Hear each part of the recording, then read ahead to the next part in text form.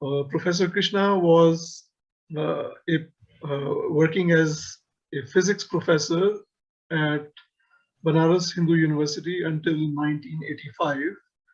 And then Krishnamurti requested him to join as the rector of Rajghat Besant School and the Rajghat Foundation.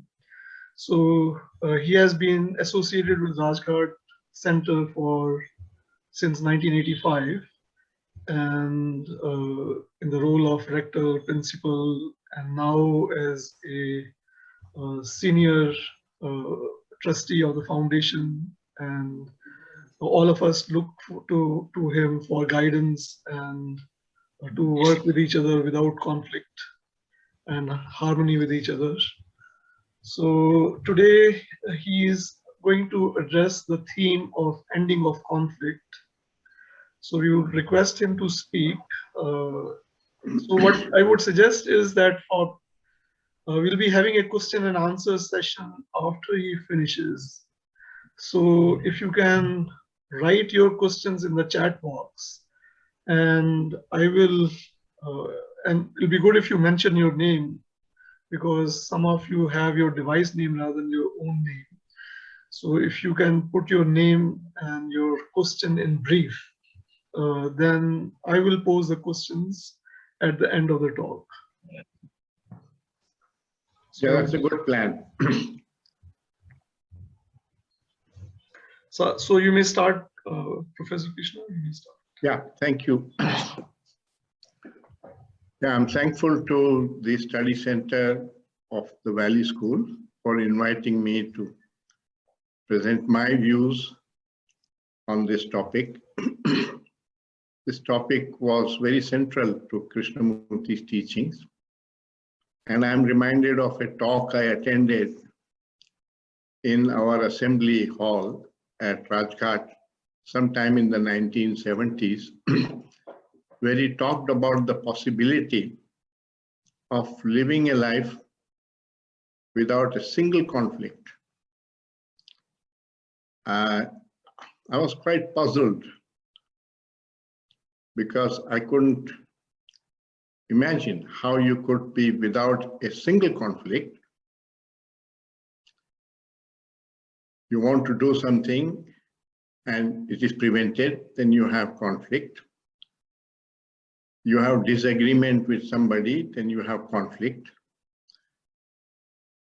You want to be a particular way and you are not that way. So you have conflict between what you are and what you should be. So it seems so inevitable, conflict. So I went after the talk and asked him. I said, sir, you talked about having absolutely no conflict. Now your talks are announced 6 months in advance. And if on the day you have to give the talk, you don't feel like giving it, will it not create conflict? He said, no, sir. If I don't feel like giving the talk, I won't give it. But it has never happened. For 60 years, he has been giving talks all over the world. They have always been announced well in advance. And he's saying it has never happened that he didn't feel like giving the talk. So that told me that it is something that there is no internal resistance in the consciousness to do what it has planned to do, which requires a transformation of consciousness. It's not just an adjustment or an opinion by which you can avoid conflict. So that is the first point we need to be clear about,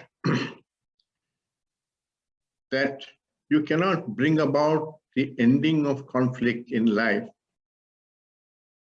through any rational process, through any kind of propaganda, through a decision. Our decisions are very superficial things. You can decide what to eat, you can decide which car to buy if you have the money, and so on. But you can't decide to be peaceful. You can't decide to be happy. You can't decide to stop worrying, and so on. So the greatest things in life don't come from decision. And when you try to apply will to achieve that, it creates more conflict because you are not that way. You are feeling one way and you are decided to be another way. You don't feel love for the neighbor, but you have decided, I must love my neighbor. So you will go and tell him that I love you and so on, which will be hypocritical, will be false, because you're not feeling that way inside. So it only adds to more conflict when you try to use your will. So if you can't do this by decision, can we do that by a rational understanding? And the answer is no, you cannot also get there through rational understanding. The intellectual understanding doesn't work, does not transform the consciousness. I'll give you a simple example to illustrate that. If your child is ill, you worry about him or her. Now your friend comes along and says, don't worry. The worry is not going to solve your child's problem. You have to give the medicine which the doctor has prescribed. It is the medicine that will cure the child, not your worry. Very true, very rational, but see whether it ends your worry. It won't end your worry. So you may agree with the logic, but it does not change anything within you. Maybe it changes your opinion, but it won't transform consciousness. So that's an important thing to realize, that Krishnamurti is not talking about convincing you of anything. He is not talking about a rational conclusion. He's talking about a transformation of consciousness, which you cannot attain through logic, through reason, through arguments. It involves what we call the quest for truth. And this truth is not just a correct idea. Unlike science or philosophy, where a correct idea, a rational conclusion, is regarded as the truth. The religious truth that Krishnamurti talks about lies at the level of perception. And perception is a holistic thing. Your senses perceive directly, like you perceive when you are hungry, or the danger of fire, you perceive directly. You don't need a logical explanation to agree with that, and your agreement is not important. So can one perceive the truth in that way, directly? That direct perception is what Krishnamurti referred to as insight. And that insight is a holistic thing. Holistic meaning it connects everything. Whereas thought is not holistic, it will always dissect and concentrate on fragments. I'll illustrate that also by an example. When I look at a tree, I see the whole tree. I'm aware of the whole tree. But when I have to describe it, I use thought to tell my friend about it. Then I have to talk about the stem and then the leaves and the branches and the size of the tree, color of the tree, and so on, one thing at a time. So that's the nature of the intellect, that it'll divide, it'll fragment, and then describe each fragment. It cannot describe the whole. And in order to describe the whole, poets try poetry through imagination, metaphors, painters try. There are various ways of expressing and trying to bridge that gap. But the intellect cannot do that. So the intellect cannot take us to the truth. So what can the intellect do? It can create the question. And the question is important. But if you answer the question intellectually, through reasoning and so on, that answer doesn't work. It doesn't take you to the truth. It may be correct, but truth here is not just a correct idea. It's a perception.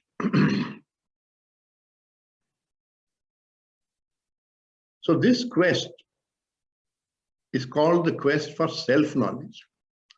The knowledge which you come upon through your own perceptions, not the knowledge which you get even from Krishnamurti's book, because that is what he perceived and he expressed, and what you are reading is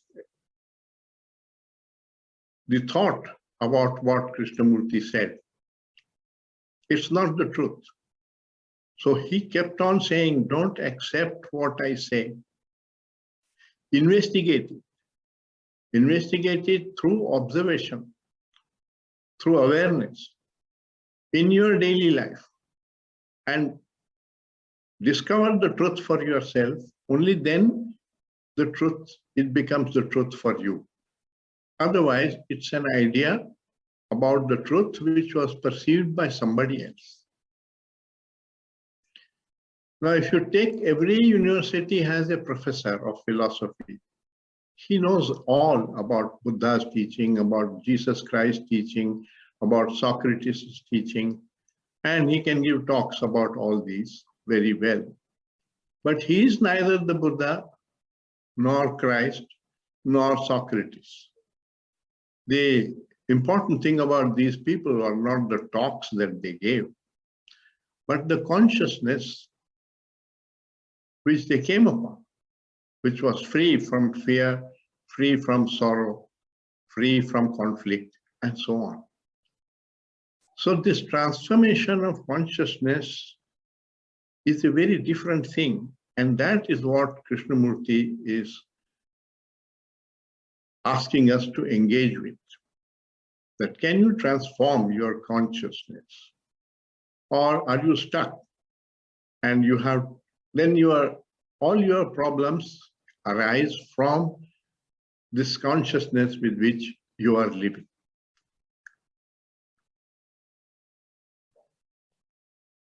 Now, there are two kinds of learning. There is the accumulative learning, which we go through in school and college and university. The knowledge is additive, so it's accumulative. So are skills. You can add more and more skills and so on and become more skillful by practicing those skills.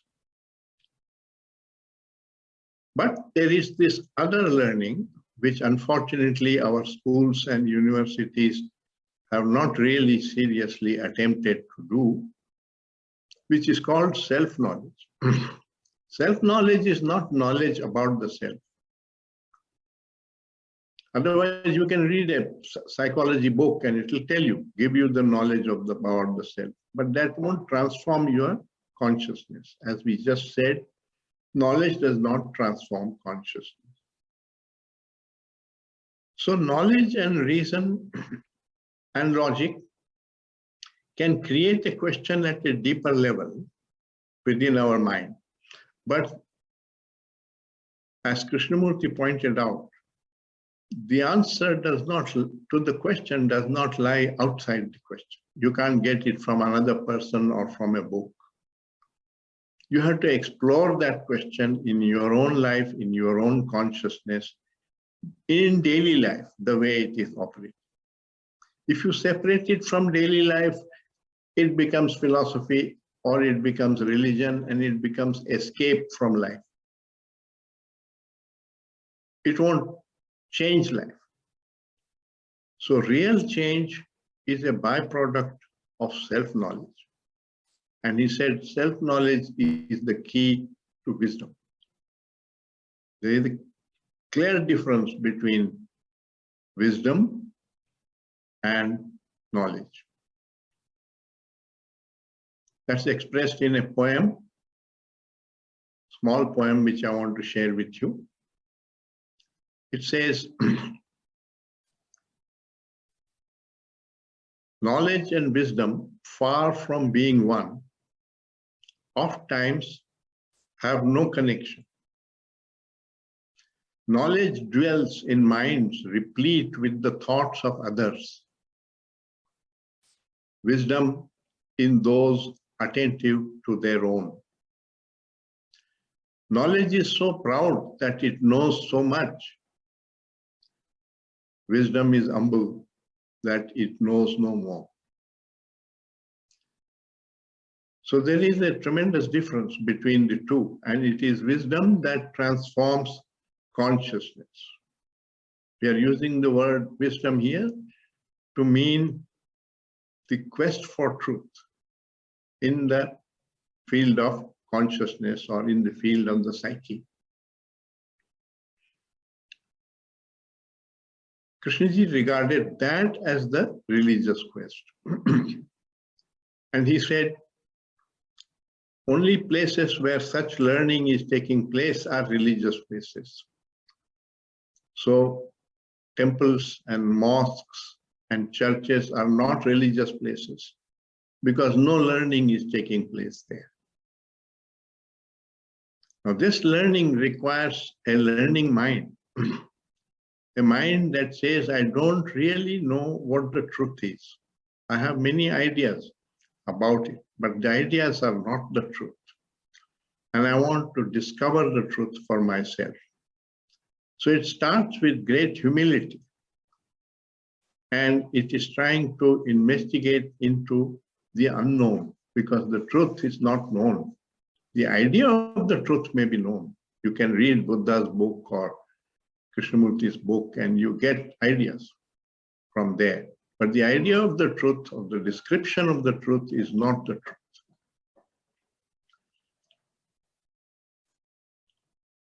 So now, having understood this, let us look at this whole question of conflict. How can conflict end? Somebody is calling me. So, whole of life is relationships. From the day we are born to the day we die. We are in relationship with our environment, with the people around us, with the ideas, with the knowledge, with the things we encounter in life.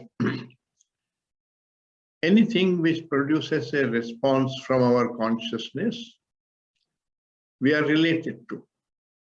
That means I am related to the stars, to the sunrise and the sunset, because they produce a response from my consciousness.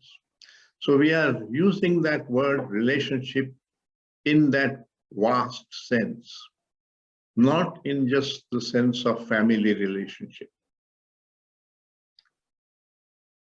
And we need to examine how conflict arises in any of those relationships, all those relationships. Because without understanding how it arises, what is the process by which it arises within our consciousness, you cannot be free of conflict. You can suppress it with will, but that, as we said, produces another conflict between what you are and what you think you should be. So let us investigate in that spirit. Of course, I am doing this through thought and it's intellectual. I'll be raising questions. The real quest has to be done by staying with these questions in one's daily life and looking for a deeper perception of the truth. Having said that, let us create the questions. They are important. Krishna said, the question is the jewel. And in investigating the question, you might chance upon the truth or the answer. The answer doesn't lie outside the question. It's a little bit like, the game that children play, which we call treasure hunt, where the teacher or the senior people hide a box of chocolates or something somewhere in the garden, and the children are released in the garden and they are said, now search for it. You don't know where it lies, so there is no path to it. You search everywhere. You have to discover where it might be. What you know is that it is somewhere in this garden. So that question is like this garden. The question determines what you are investigating. And that's important. But you don't know where the answer lies. So that's why it lies within the question. And if you come upon it, then you have the truth. It's not just the Buddha's truth or Krishnamurti's truth. The truth is always available to everybody, provided you have the sensitivity to perceive it.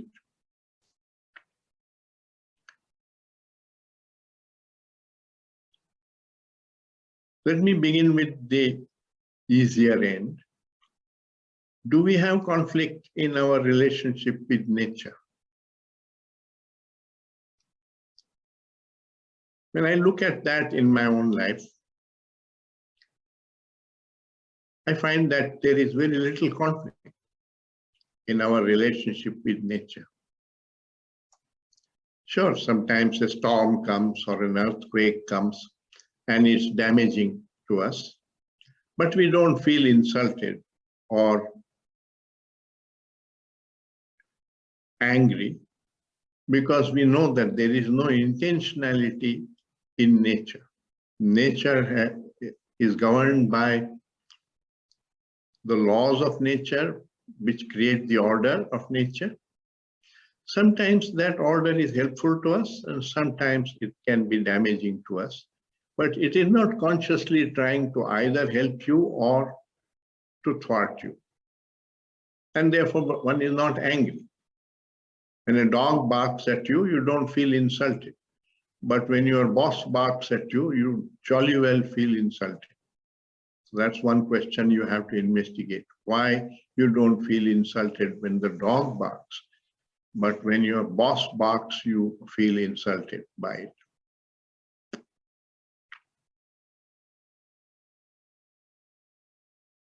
Sometimes one falls ill, and that's also a natural thing. Some germ gets into you and you fall ill, and therefore you're not able to do what you had planned to do, to go to your office, to do your work. And it does create a certain amount of conflict. But we all understand that it is not a very serious conflict. You can just lie down, take rest, even enjoy falling ill by reading a novel or taking orange juice and aspirin. So the doctors tell you what to do, and you come back to health. Now, the important thing there is that there is a cause for ill health. And when that cause is eliminated by taking a medicine, your body returns to health. And health is order, the order of nature. So most of the time, we are in that order. We are healthy. When we become unhealthy, there is a cause for it, which the doctor diagnoses, and then tries to eliminate the cause.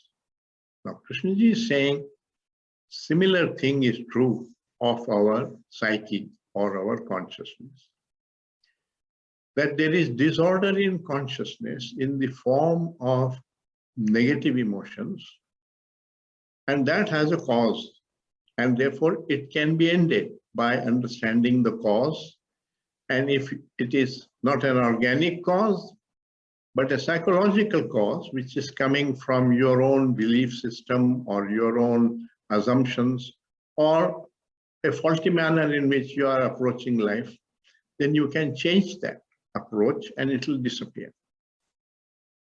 So just as you have a cause for ill health and the cause is eliminated, you come back to health. In the same way, there is a cause for conflict, for sorrow, for fear, and when you can discover the cause and end it, you cannot end it when it is organic.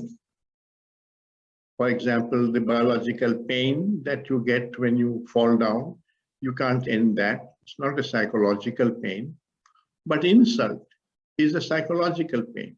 The other person has said something to you which you feel insulted. He has not really hit you. So it's not a physical pain, biological pain, it's a psychological pain. And that has a whole process within you. I read once a thought for the day, which is also an important thing I want to share with you. I don't remember who said it, but the thought is struck me. He said, people are not disturbed by what they see. They are disturbed by their opinion about it. Now that opinion is part of my conditioning. And if I don't have that opinion, the disturbance will disappear. So it's something that you can look at and perhaps eliminate. It's not part of nature. And that is why it is called an illusion. Illusion means it doesn't have a reality in nature. It is just a construct of thoughts or a certain way you are approaching life, which is creating this problem.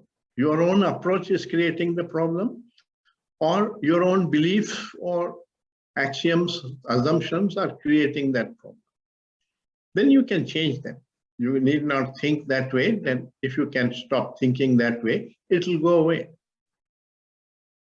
So conflict is also like that, and we have to come to the cause of the conflict, deeper cause of the conflict, not just the external cause. There is always an external cause. Somebody came and spoke rudely, and so that's the external cause why you felt hurt and so on. But that hurt has also an inner causation within you. You have a certain image about yourself, which you call your reputation, and you want other people to believe in that image. And when they don't, and they think differently about you, criticize you, that image feels hurt. So it's a psychological process. And you can ask this question to yourself, why do I have images? Why do I seek a reputation? So long as you are seeking a reputation and wanting to project an image about yourself, which is not the actuality of what you are, there is a conflict between what you are and what you want to project should be. There is also the fear that you may be discovered, that your real self may be discovered. So what you are projecting, what you are acting outwardly is not the same as what you are. And that therefore creates conflict. So we understand the conflict that is produced because sometimes the nature obstructs. But it's relatively easy to overcome that conflict through understanding that the nature is not deliberately doing that. It is just part of your difficulty in life. There is no reason why there should not be some difficulty in our life. What about our relationship with things, with property? Is there conflict there? And you find that, yes, if you get attached to that property, like money or the share market, then when the share market goes up and down, your heart goes up and down with it because you are attached. So it's caused by the attachment. And so also the attachment to people. A dependence, a psychological dependence, not just the physical dependence that may be part of life, but psychological dependence is something which one can eliminate through understanding this whole process by which it occurs, and it produces a lot of fear. And that is a source of conflict. So it's something that demands also a transformation of consciousness, because is it possible to approach property, approach money, approach other people, and relate with them without developing dependence and without getting attached? That's the question that one must explore for oneself. Otherwise, conflict will follow. So there's cause and effect. If the cause is there, the effect will be there. What about my relationship with other people? I like people who agree with me, and I dislike people who disagree with me. So I have to ask a deeper question. Are other people created by nature or by God, whatever word you prefer, to suit me? Or they have come about the same way as I have come about, and neither I am meant for them nor are they meant for me. We are colleagues, we are friends. They don't have to suit me, and I don't have to suit them. We can be different from each other.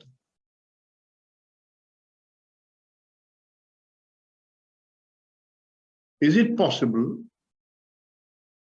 to be a true friend to everybody and everything? A true friend loves you, shares life with you, doesn't expect anything from you. He doesn't come to you because he's wanting something. He just wants to share life with you, which is true friendship, which is part of love. In Hindi, we say, matlabi dost hai. Matlabi dost hai means he always comes when he seeks something for himself. So, is it possible that we approach everything like a true friend? The tree, the nature, the cow, don't value them because they give you the milk, or the river gives you electricity and water. So, not to value people or things because of what they provide to you, but per se, because they are fellow existing things, fellow living beings. That's the true meaning of respect. The other meaning of respect which we have given in society is conditioning, where somebody is powerful or somebody is elder, then you are taught to respect them and so on. So that we are not talking of that respect. We are talking about respect where we use that in a sentence where we say, you must respect the feelings of another. That another may be a child, may be adult, may be a woman, may be a man. you have to respect, including your own servant and so on. So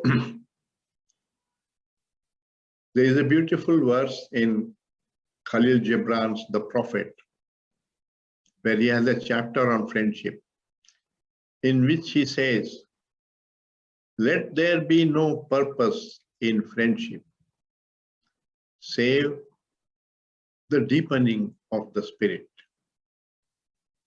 For love that seeks aught but the disclosure of its own mystery is not love, but a net that is cast forth, and only the unprofitable is caught."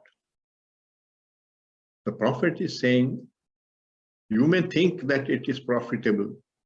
You are laying a net in which you are trying to catch a fish,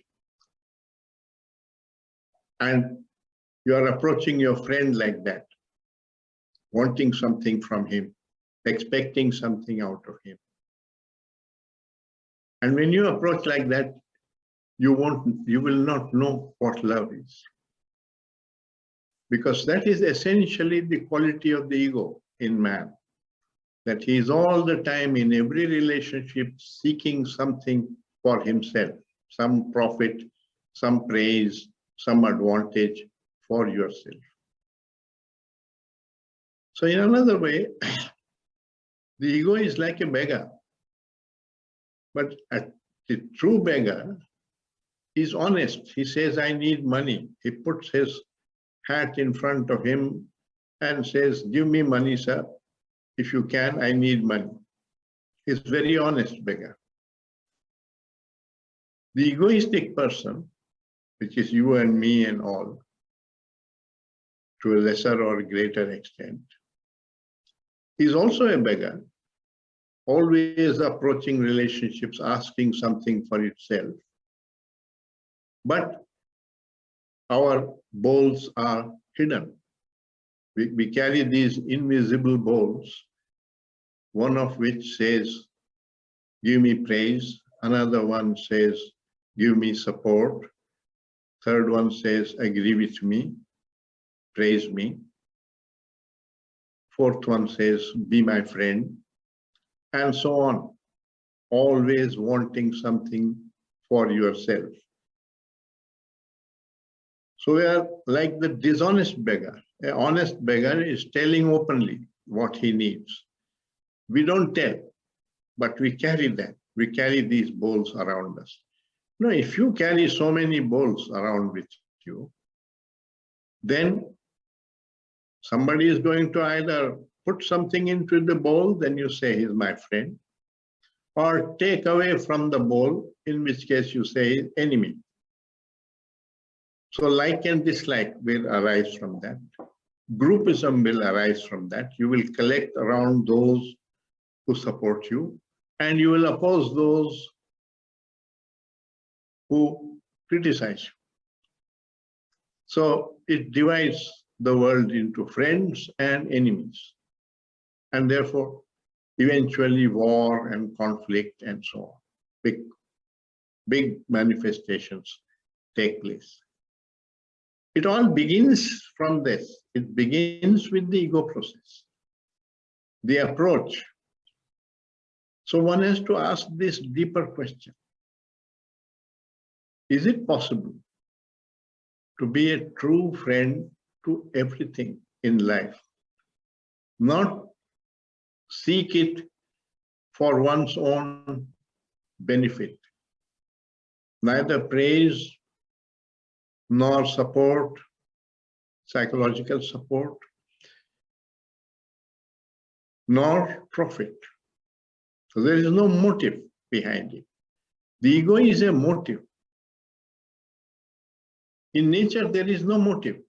We said that there is no ego anywhere in nature, because sometimes it supports you and sometimes it opposes you, but there is no intentionality behind it. So there is no ego in nature. But human beings hate wantonly, knowingly, intentionally. They divide themselves. They are violent. They kill each other intentionally. So we have a much bigger problem than animals or anything in nature, which doesn't have this problem. They just adjust to the circumstances. They don't create conflict. And a tiger will eat a goat, but that is his food. That's what nature's law is. And so he eats it. But he won't kill all goats, and he won't fight and decimate the entire species. But human beings have done that, and we are capable of doing that, genocide and so on. So we have a serious problem, and this question of what is right living, what is moral, what is immoral, arises only for human beings, not for animals. They are amoral. Trees, they are amoral. They are neither trying to help you nor trying to oppose you.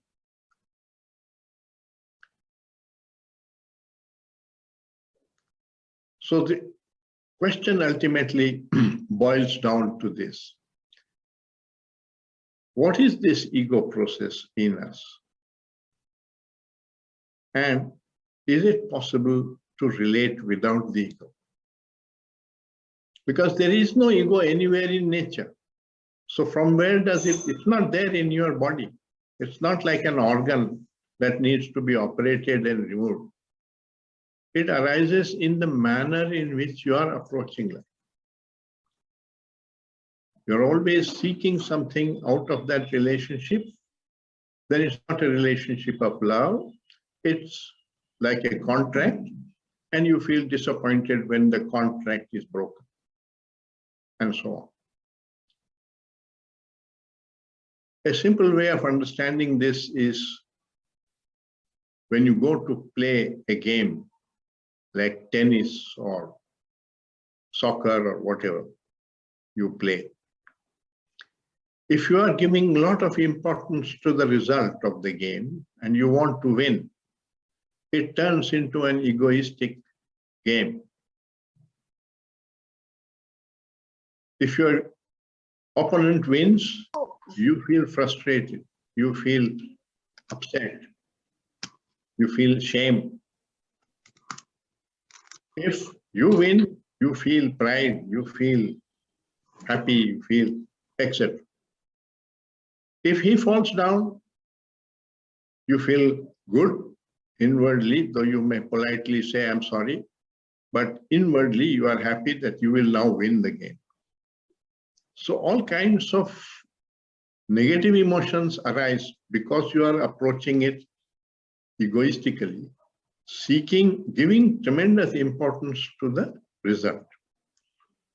If you don't do that, and you are playing the game to enjoy the game, then none of the negative emotions come into it. If your opponent plays better than you, you admire him. You want to learn from him. You say, I want to play more, I want to learn from you how to play. And so on, you compliment him. You don't feel upset and you don't feel like cheating and playing foul. So all those negative emotions don't come into it.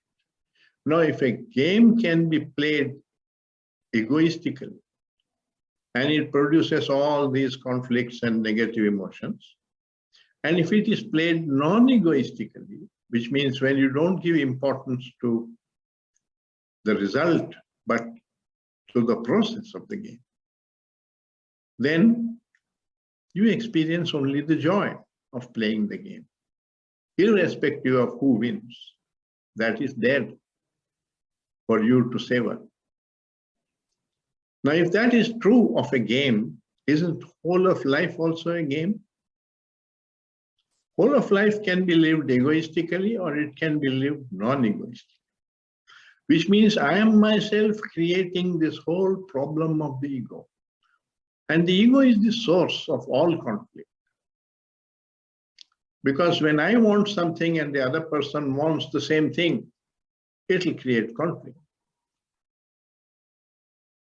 When I have a group of friends and he has other groups of friends, it produced division between groups like Hindus and Muslims or national groups and so on. And we have seen the consequences of that. All that begins because one is approaching life egoistically. So the ego is like the root of a huge tree, if I might explain this as a metaphor. One branch of that tree is fear, another branch is hatred, a third branch is violence, the fourth branch is jealousy, and so on. All the negative emotions are different branches which come out of that tree. And one of those branches manifests in our consciousness at one time. And it troubles us, and so we want to get rid of that branch. And we do all kinds of things to somehow manage to cut that branch down. You may succeed, but the root is still there, so the branch will grow again, or another branch will come into your life and trouble you. So that's not really freedom.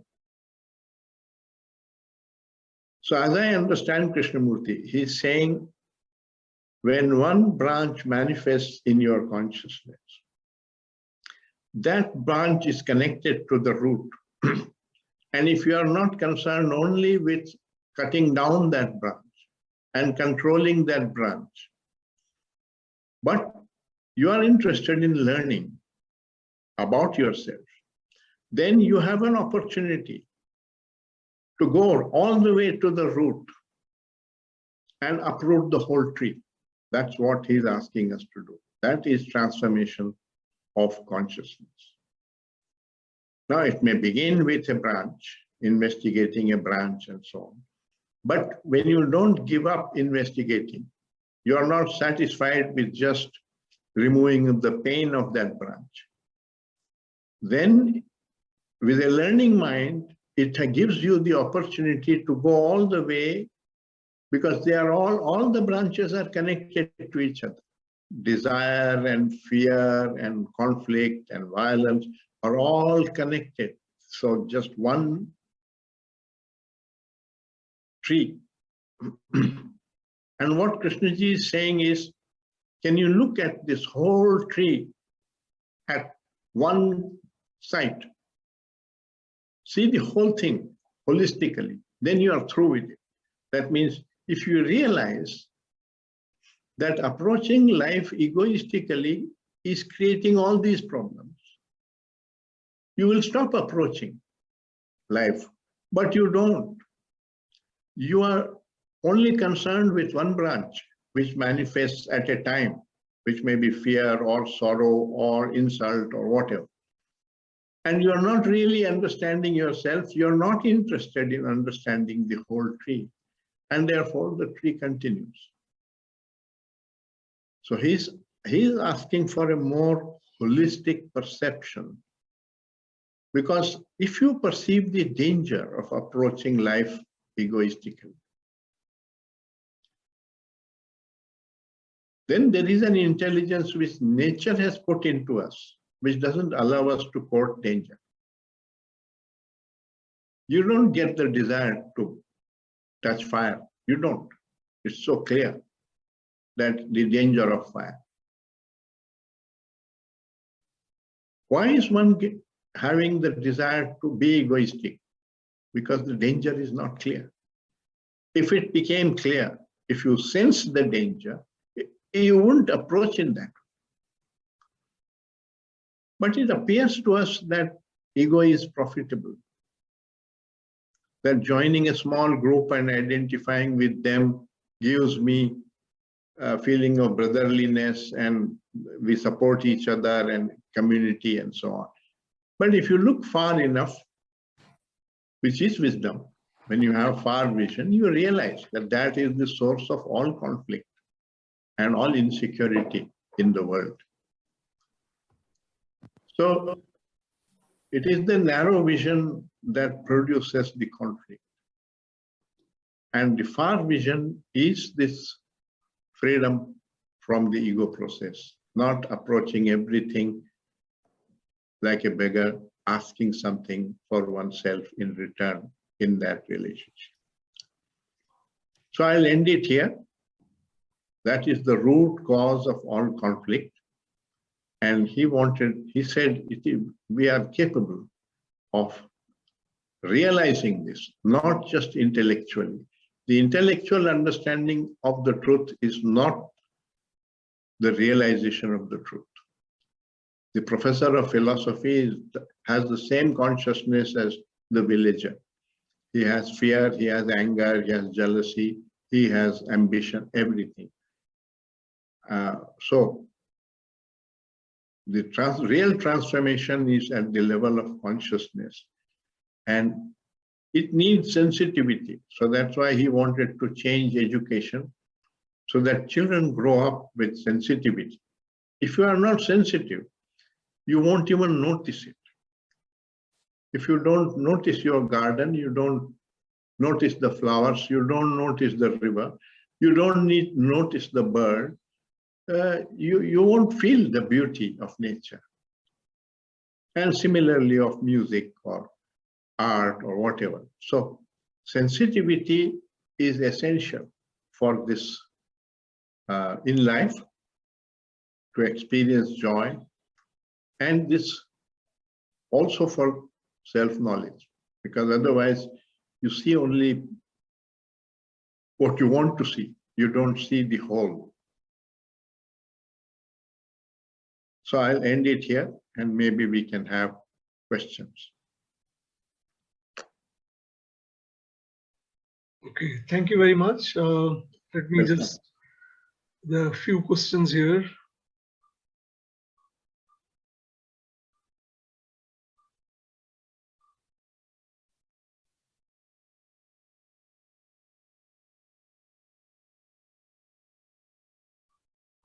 The first question is about,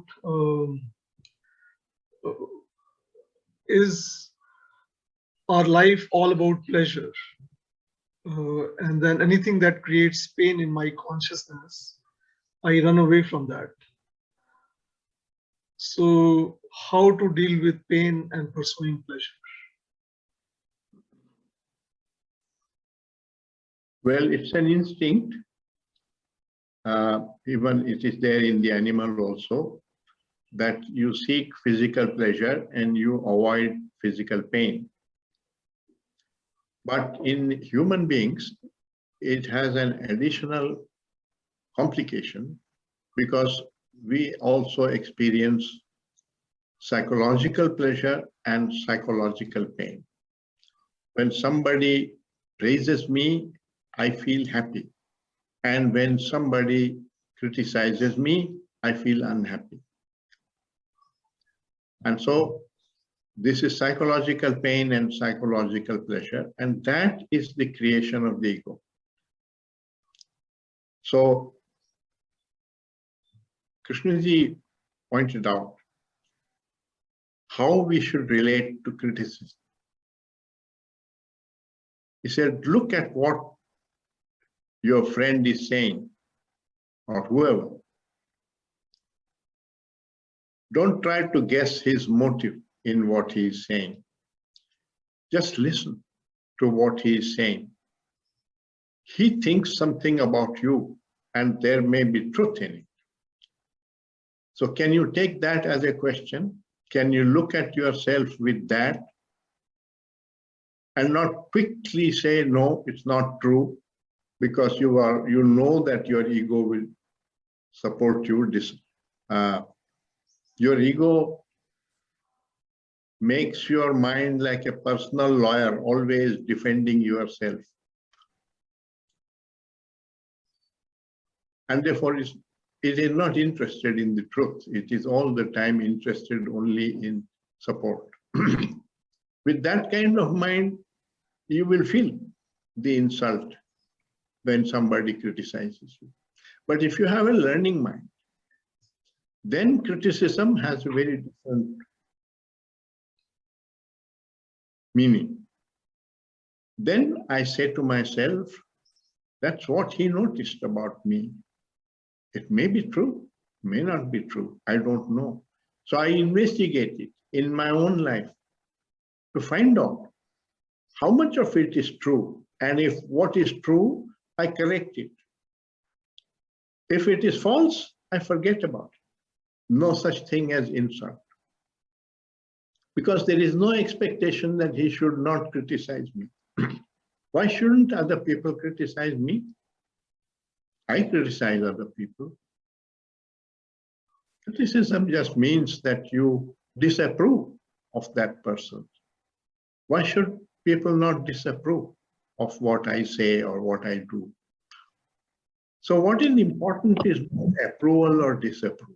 What is important is what is true and false. Now, in actual life, I had an interaction with Krishna, revealed to me how he approaches criticism. I met him in Rockwood in 1977 in England. And I went to meet him because he knew me a little bit. And he said, sir, the other day, a man came here. He looked at the tent where I give lectures. He saw the school lawns and grounds. He came into the dining hall and had lunch with us. And afterwards, he came to see me. And he said, you have a nice thing going on here, haven't you? You've set up a nice thing, haven't you? So I felt that somebody is suspecting Krishnaji's motives in doing all this. So I said, oh, sir, who cares? There are always people like that. He said, no, don't brush him aside. I watched myself for a whole week before saying to myself, it is not true. That means, he said, that man felt that. That man felt that I have a nice thing going on here. Because it can be true. People all come and touch your feet and they pay for your travel and so on. If those are the reasons why you are doing that, just to impress them, have followers and so on, then it's an ego activity. And if you are giving these talks as a friend, sharing what you think, perhaps also with some affection, thinking that it might help them, then it's not an ego activity. So you have to watch that, how you are approaching that activity. Right now, in this talk, is something I'm just sharing with a lot of friends, or is it something I'm trying to impress all of you? In the latter case, it becomes egoistic. In the former case, it's not egoistic. It's just being friendly. So I said to myself, if Krishnaji needs to look at himself for a whole week before saying it is not true, I need to look throughout the year. So that's how you have to relate with criticism, not react to. See, the reactive mind is very different from, the reactive mind is the egoistic mind. And the learning mind is non-egoistic. This kind of learning, what is true and what is false. This kind of learning. Okay, thank you. So the next question is, sir, if I heard correctly, you said conflict can be ended only through transformation of consciousness. So the question is transforming or changing something becomes another conflict, another cause of conflict? If you are approaching it that way, if you are doing this learning with this motive that I want to get rid of conflict in my life, therefore I'm doing the learning, then this inquiry itself is being done egoistically. And through an egoistic inquiry, you can't come to freedom from the ego. So this inquiry itself needs to be free from the egoistic approach. Now, not being egoistic is not some kind of achievement. It is just a perception that if I all the time am seeking something for myself in that relationship, it creates complications in life. And therefore, I don't approach, I stop approaching that way, not as a decision, but out of that perception. I don't want that complication in life. So then you are not all the time judging and evaluating what is better, what is worse. You're just relating with everything enthusiastically, like a friend. If you have noticed, some of you must have watched the videos of Krishnaji. He talks with the same passion and enthusiasm with the school child as he does with David Bohm. So there is not that evaluation going on that this man is a great scientist and I will discuss with him, and this fellow lousy chap, just a young fellow, kid, what does he know? The mind is not saying that. It is just approaching the child like a friend, and is approaching David Bohm also like a friend. That's what it means to be free from the ego. So it's just in your approach. And once you understand that, you don't approach people that way.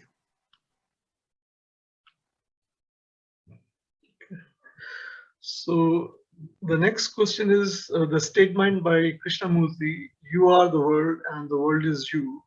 Most of us understand and respect this statement, but unfortunately, I haven't perceived this deeply, profoundly. It is not as true as hunger to me. Is this one of the fundamental reasons for conflict? What will bring about an insight into this truth so that it is in my blood, my heart?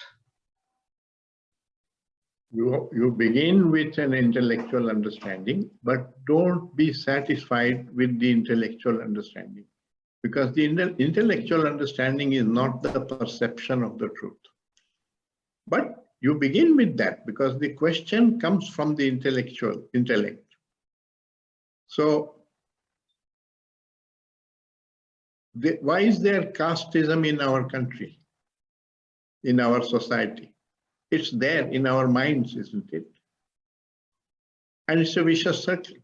It's there in our mind because it is in the society, and we grew up in that society, so our mind got infected with casteism. And now it maintains casteism in society. So that's what it means. You are the world. Whatever is in your consciousness is what is manifesting in your relationships, and millions of such relationships constitute society. So if we have nationalism in our consciousness, we feel India is the superior and Hindus are superior and so on, then you create antagonism with Muslims or with Pakistan, and that becomes, you are approaching life that way, it'll lead to war. The other man is also approaching life that way. It'll lead to war. So it starts from our consciousness. Unless there is a transformation at the level of consciousness, it won't go. Consider the situation in the Middle East, the quarrel between the Arabs and the Jews. What's the root cause of that quarrel? The Arabs tell their children that Jews are our enemies, and Jews tell Arabs that Arabs are our enemies. So the children grow up already with the hatred which is already there in the adults. So how will that division go? Unless you create an inquiring mind, which doesn't just accept what elders are saying, questions, which doesn't suit the elders. The elders don't like to be questioned. But That's why Krishnamurti wanted to change education. He wanted to create an inquiring mind so that it inquires that my father said this, but I don't know if it is true. So if they were both interested in the truth, the Hindu would say, I don't know what Ishvara is. I was told all kinds of things about Ishvara, but I don't know whether that is true. And the Muslim would say the same, that I don't know. I have been told all kinds of things about Allah. I don't know whether they are true. Then, in not knowing, they would become friends. They would say, let us find out. Your parents told you something else. My parents told me something else. But neither of us knows what the truth is. So let's inquire together and find out what the truth is. So posit God as the unknown and try to discover what it may be the true meaning of that word, God. Don't accept the meaning given by your society or your community. But because we are not brought up to inquire and question in this field, in the scientific field we are. They promote inquiry. In mathematics and in science, they promote inquiry, which is why in that field they have progressed so much. In this field of understanding oneself, we have not progressed at all. Krishnaji said we are still primitive. Psychologically, there has been no evolution. Now, why? That's a deep question. Why is humanity still primitive in their understanding of themselves? After all, 2,500 years ago, the Buddha pointed it out. And in the West, Socrates pointed out the value of self-knowledge. We respect these people, we worship these people, but we haven't followed what they are doing. So we are as ignorant today as we were thousands of years ago. And that's the problem of just following tradition without questioning anything. The only place where you have been trained not to do this is in science. Don't accept even what Einstein says, what Newton said, don't accept. Demand proof, ask for it. Rely on experiment, rely on observation. Repeatedly we are told. In religious field, we are not told this. In social field, we are not told this. So become whatever our environment is, whatever other people around us are doing, we also do. And therefore, you are the world. The world is the way it is because we are the way we are. This is the truism. As true as in chemistry, when you say that if you start with calcium, carbon, and oxygen atoms, you will end up with calcium carbonate. In the same way, if you start with your present consciousness, you will have only the world that you are having. So the deep transformation in society, if you want freedom from war, freedom from religious division, freedom from violence, you have to change. You can't just expect all this to be coming out of structure. Gandhiji said the same thing too. He said, you must be the change you want to see in society. That's the same truth, that you are the world.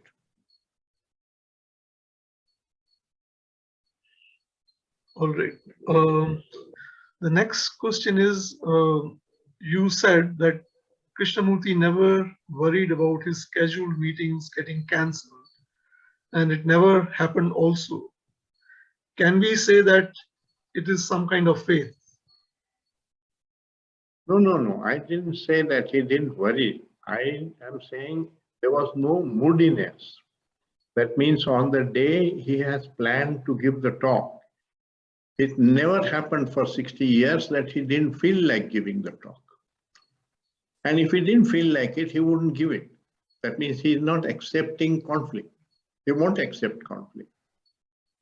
Because conflict damages the psyche. So when you are very clear about that, but that state of consciousness is only possible when your self-knowledge is deep enough that you are stopped approaching life egoistically. There is no resistance. There is no resistance. You are doing what you love to do, and therefore there is no feeling that you should not be doing it. There are not two opposing desires. All right. So the next question is that since ego is a thought, can we say that thought is a root cause of all problems? I think we should not look for a scapegoat and a culprit. Thought has its right place. Nothing that nature has given us in the course of evolution is completely unnecessary. You need thought, you need imagination, you need memory. So don't castigate and say this is good, this is bad. Find out what is the right use of each one of these and where it goes wrong. But how will you find out? Not through just arguments. Watch in your daily life, and you will discover for yourself what thought can do and what thought cannot do. Where thought has a role, and if you don't use thought there, it goes wrong. Where thought has absolutely no significance, no role. But we haven't examined that. We don't know what is the right use of thought, right use of imagination. If you didn't have imagination, you can't do surgery. You can't plan your travels. You need imagination. But you can also imagine and create images, and you create illusions. And then you divide, because the other man's illusion can be different from your illusion. And you, if you are attached to your illusion and he is attached to his illusion, you fight over it. That's how all this Hindu-Muslim fight and so on that you're seeing in society is coming from there. Neither the Hindu knows what God is, nor the Muslim knows what God is. They are just asserting what they have been told and fighting over their assertions. So the whole thing is utterly nonsensical. But that's the way we are, and therefore in our society, we have all this problem. Now you see, we call ourselves a democracy, but we don't have the spirit of democracy. So the political parties are fighting with each other. A cat and mouse game. You see that right now the elections are going on in India. You see that, how they talk. They don't respect each other. They are not friends with each other. They behave like enemies, talking ill of each other all the time, bad mouthing. All that is not democracy. So they have not learned what it is cooperation, what is really democracy. The spirit of democracy is one of friendship. You have a difference of opinion with a friend, it doesn't become an enmity. He has a right to have that opinion, and maybe there is some truth in his opinion or so on. But you are so egoistic, you want your own victory and you want to be in power, therefore you fight. So the fighting coming from the ego. And the democratic, if you really believed in democracy, there is no ego. It's a spirit of humility which says, none of us really knows what is the best way to organize society. So let us talk like friends, discuss the issues, and become more intelligent about it. Then we will decide on a course of action, vote if there are two proposals that come, and accept the proposal given by the majority. And then we will try it, but we will all help in applying it. Not like children do, khelenge nahi to khel bigadenge. Aisa nahi hai. But that's what is going on. The BJP and the Congress and all the other parties, they are all trying to spoil each other. They are not spirit of friendship or cooperation. So we are not really democratic country.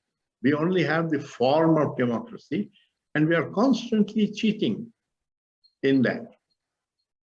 You use money to buy votes. You tell lies to do that. And it's not only in government that we do this. we do that in the family. You marry a woman, you take vows, and then you cheat. You join an educational program, you have examinations where they are supposed to evaluate what my knowledge is, and I cheat in that, including just memorize the answers and write them. That is also cheating. So you don't really believe in your systems, and you're all the time egoistic. In education, you are egoistic. In war, you are egoistic. Everywhere you are egoistic. And so the root cause is the ego. And because it's there in us, therefore the world is the way it is. So the next question is a little bit of follow-up of what you just said. The question is, when we say ending of conflict, to whom the conflict ends? Is the ending of conflict an individual movement, true to that individual only, or does it touch the phenomena that is being observed? For example, you observe this political and lack of democratic spirit in our country. So when I look at it, does the conflict end? If I understand it, does the conflict end in my mind? But then how does the conflict end out there? I think that is a question. It won't end out there. I mean, there are 7 billion egos in the world, and you are wanting the whole world to change. You can't change the world. You can perhaps change yourself. And that's all that one is talking about. But if you change yourself, and if other people also, that's why education needs to be changed, so that all the children grow up with sensitivity and compassion and love, then maybe that it affects the world. But forget about the world. In your own relationships, if you understand this democracy as the spirit, at least in your institution where you are working, can you work cooperatively? Not all the time competing and wanting to one-upmanship over your colleagues, but think of the whole rather than only about yourself. That's all. Okay. I think there are a couple of questions around conflict.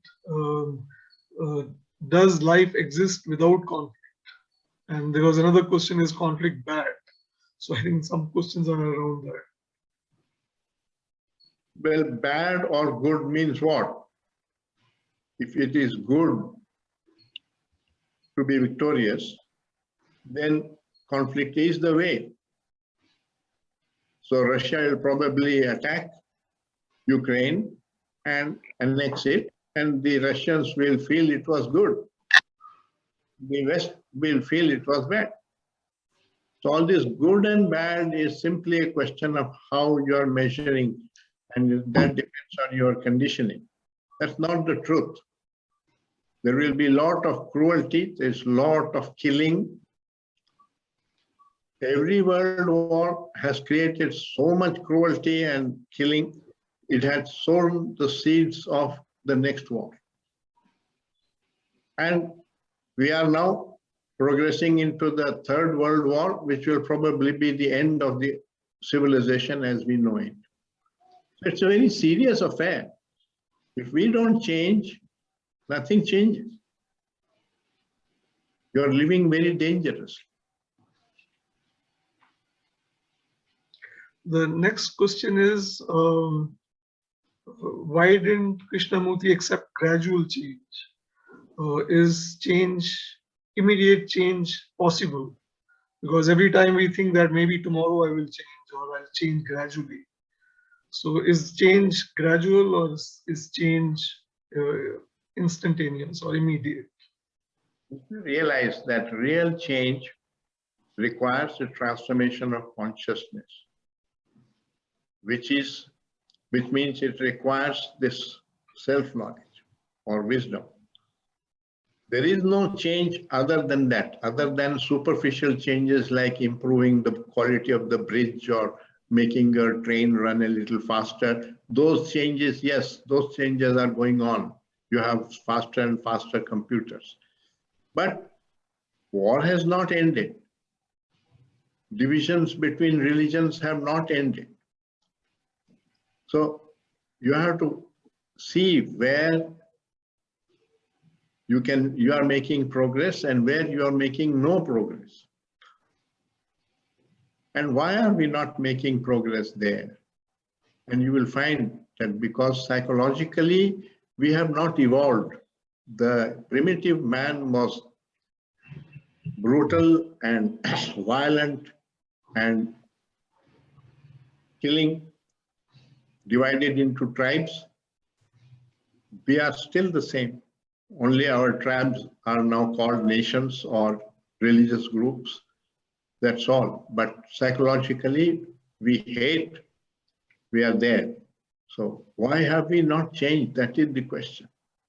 And will this kind of progress, more and more knowledge, more and more facility, bring about a change, or will it destroy us? Because if you are full of hatred, war has become far more dangerous today than it was 1,000 years ago. 1,000 years ago, the two armies used to go onto a football field and fight. Women and children and general public was not involved. But now with one bomb, you can decimate the whole nation. So the power generated by our knowledge has made life much more dangerous. And this is not a sentimental statement. Scientists are saying that now. You can read the book by Martin Rees called Our Final Century. He's a scientist, he's a cosmologist. He was the president of the Royal Society of London, not an ordinary man. Very deep intellectual scientist, cosmologist. He is giving all kinds of scientific arguments that we will not survive this. But he's considering what we are psychologically and all the divisions and so on, and where we are going with all this knowledge and power. So it's a very serious issue, including all these global warming, ecological catastrophes that scientists are saying, all that. But all that also comes ultimately from this ego process. Every country is trying to exploit nature for economic benefit. And with the competition between nations, it's growing all the time and producing now changes in the climate. And the sea caps are, I don't have to tell all that, you all know that, what is happening. They're predicting that the seas are going to rise, that storms will increase, we will all kill ourselves, civilization will disappear. That is, if you don't have a world war. That we are also all the time on the brink of a world war. One of the greatest scientists of the 20th century, Einstein, he wrote, or he said humorously, but it's true.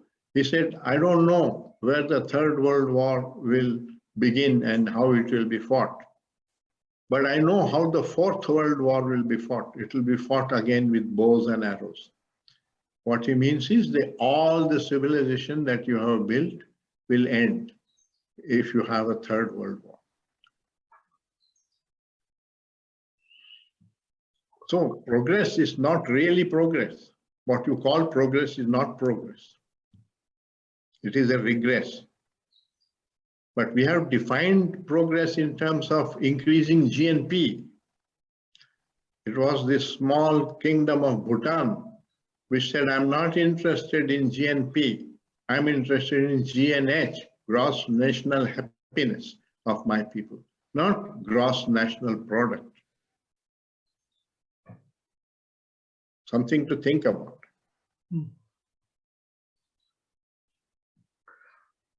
All right. The next question is, conflict is ever present from the stage of being what you are to the stage of becoming what you want to be. So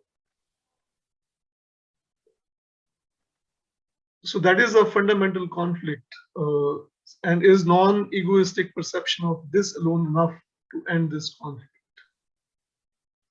That conflict itself is coming because of the ego, because you are wanting to achieve something without coming upon a deeper understanding. If you have a learning mind, you know that change comes from a deeper understanding of issues, not from your will. So without a deep understanding, when you apply the will, you only complicate things more. Sir, can you decide to be non-violent? In India, non-violence has been preached.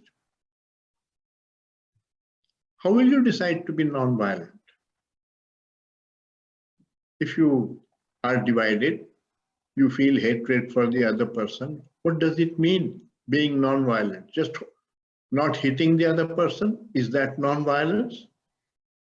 Is the hatred in your heart not also violence? So we have neglected completely the psychological part. Any war, it begins because the two communities have a hatred between them. That psychological warfare is going on. You call it a war only when tanks move and aeroplanes drop bombs and soldiers cross a line and so on. But much before that, psychological warfare is going on all the time. So what have we done? We have created United Nations, whose job it is to prevent physical war. They can't prevent the psychological war. So every time there is a situation of physical war, like what right now is happening between Ukraine and Russia, they become active, the diplomacy goes on and so on, so on. And they reach some sort of agreement and they call it peace. It's not peace. The psychological warfare is going on and it'll again manifest into physical warfare. So constantly, what have you moved? Have you moved one step since 1948 in Kashmir? We are still the same. Both sides have armies all the time ready for pouncing on each other. And the same is true of Middle East. And the same is true between Russia and America. We haven't moved an inch. So the idea that we can progress gradually, it needs a transformation of consciousness to bring about any significant change. You can polish your roads and make better bridges, that you can do, and that's what we are doing. Is that a priority? Do we need still faster computers, still faster cell phones? That is your priority? Or we want to live peacefully? What is your priority? So why is all our research effort going into improving computers and so on, and not into discovering peace? Because you have given up. You have said we can't change the human being. And Krishnamurti is questioning that. He's saying you can change. You don't want to change.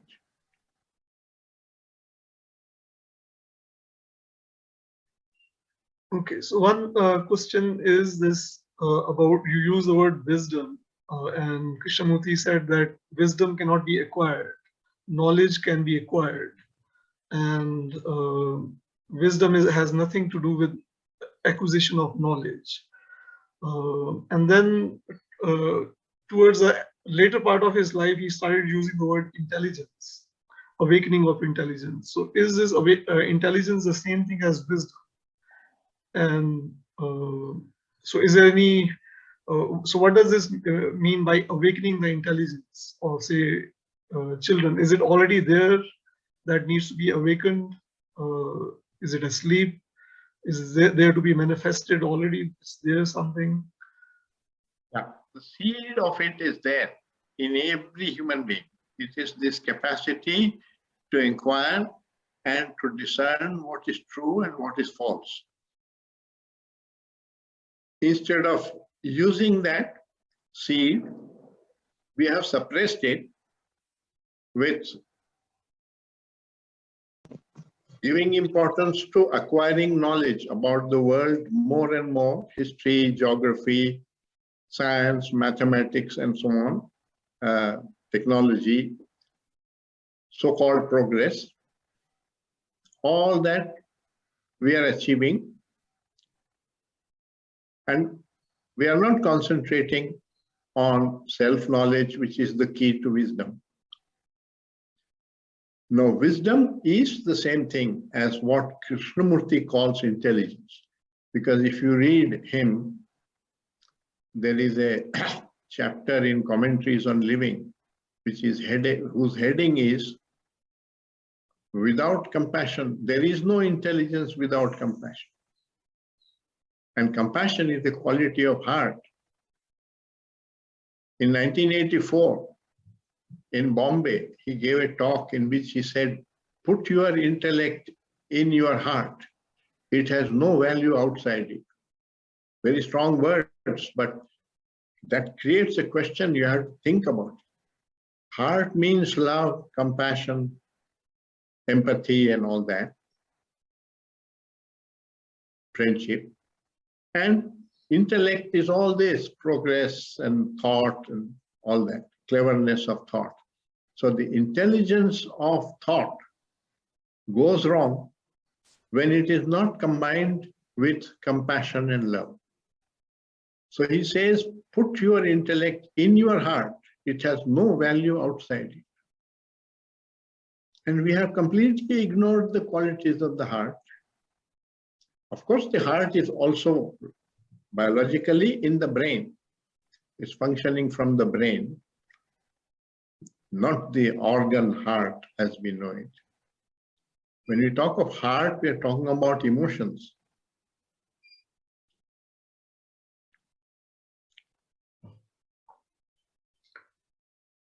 One more question that arises is, how do we meet the facts? Because very often we are uncomfortable with facing the facts because it produces certain conflict within. So how do we face facts? For example, let's say how do I face a fact that I have a prejudice, say, against Muslims or my colleague or whatever? Because that very coming across the fact also, because I say, no, I'm a kind person, I'm generous, because that's the image I have about myself. So how do I face facts? By asking deeper questions. What exactly is religion? And what does it mean to be a Muslim? What does it mean to be a Hindu? What does it mean to be a Christian? And if religion is the quest for truth, why do we have 10 different religions when we have only one science? There is no such thing as Indian science, American science, British science, African science. There is only science. Because if something is not true, they'll throw it out of science, of the knowledge of science. But why do we? That means we have not regarded religion as a quest for truth. We have said the Theosophical Society has that motto, that truth is the highest religion. The Hindus wrote that. But what they are doing is completely contrary to that. They are not going after truth. They are collecting power and wanting Hindus to dominate and so on. That's not Hinduism. And true Christianity was total non-violence, if you read Christ. So the Christian church has undone Jesus Christ. And the Hindu churches are undoing real Hinduism. Because without wisdom, you don't even understand what religion is. So ultimately, when the Buddha said ignorance is the cause of sorrow, all this is ignorance. What you consider religion is not religion. What you consider love is not love. What you consider education is not real education. So all that is illusion. So ignorance is illusion. And out of that, disorder comes, sorrow comes. But it can be ended. Ignorance can be ended by this quest for what is true and what is false. But don't want to engage in self-knowledge, then you continue the way you are and live dangerously, as we are all doing.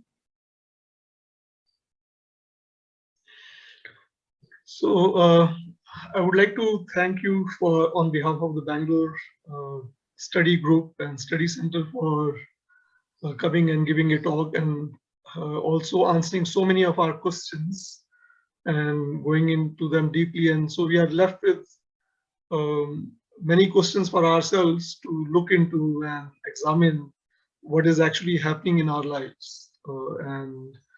So maybe we'll also study these some of these things that you have pointed out in our forthcoming meetings.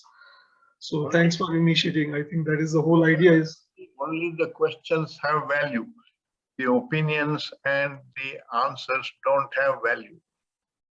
But if you investigate the questions, then possibility of coming upon self-knowledge is there. true. Yeah. Investigate means investigate through all your senses in your daily life, not separately, not just intellectually. So that's the work to be done. It's not a question of just arguing intellectually. That Shastrarth has gone on in Hinduism plentifully. And at the end of it, we are where we are. You can see that. Yes, but I feel that sometimes when we are listening to a speaker like you and asking questions, somehow the perception of truth happens, and some baggage that we have accumulated, like opinions and prejudices, they drop away, and so we have to notice that is happening. That perception becomes much more sharper when we engage with these questions. Yes, but Krishna pointed out something else. He said, when you perceive the truth, don't conclude and carry it with you. Yes. Yeah, leave it there, because it's the perception that is important. So live with questions, not with conclusions. Truth is not a conclusion. So it is important, because the question sharpens your observation, and you have to observe the truth every time the question comes up. So you must live with questions and not with conclusions. That's a very important part of Krishnamurti's teaching, which very few of us have really realized and practiced. Okay, so thank you again. There are a lot of thank yous in the chat also. So we'll have an opportunity to invite you also maybe sometime soon. Welcome. Yeah, thank you. Thank you all for joining. Thank you. Namaste, Sushma. Thank you, sir. All of you. Thank you. Yeah, thank you. Thank you very you. much, Thank sir. you. Thank you. So kind of you. Thank you very much, sir. You're welcome. Thank you, sir. You're welcome.